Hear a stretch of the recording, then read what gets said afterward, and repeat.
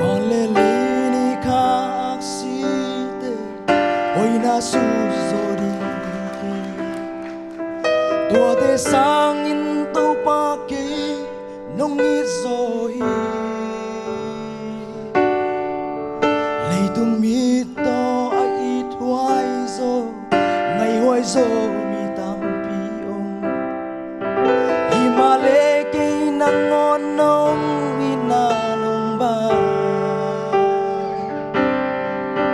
kan gi go si san buang na to kung kasum mo na maya Jesus si sanangin na ton kamo na mai nong inain kay hong pong to nong inain hong lam to nong inahang bekhi ka lung dam zona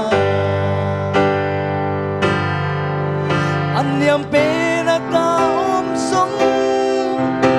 to ba kay nong pokhi nong inawang sunga kay nong tunpi mo amyal pen sunga kam song to ba kay nong muhi lay thay hile lay zo kay nong ina pa ina lung ngai le ngom pe ni hallelujah ei le khat ki so ei le no ki so lo thei mo to pa ina ma ina ang lop sak so le na ong lam to ina to pa ina ma na alung nam dang pi ai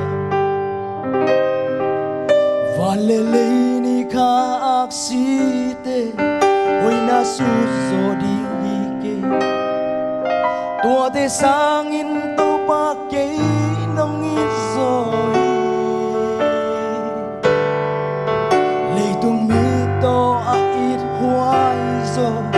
ngày huay zo mi tam pi o himale ke nangon nong ina nong ba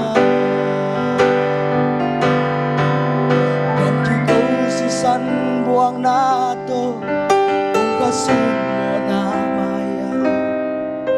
Jesu hangin na ton tu kamo na mai nong inain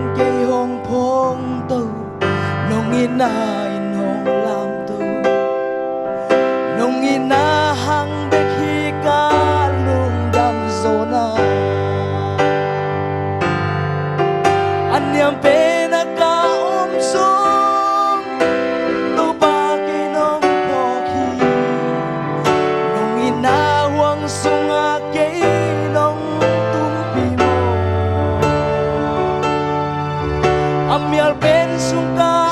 song to ba kay nong muhi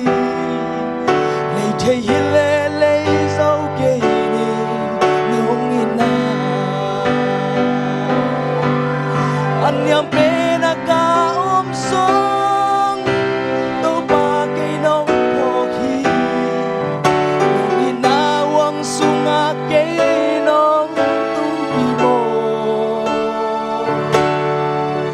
amyal pen sungka song to ba kay nong muhi lay thay hile lay zo kay ning nong ina lay thay hile lay zo kay ning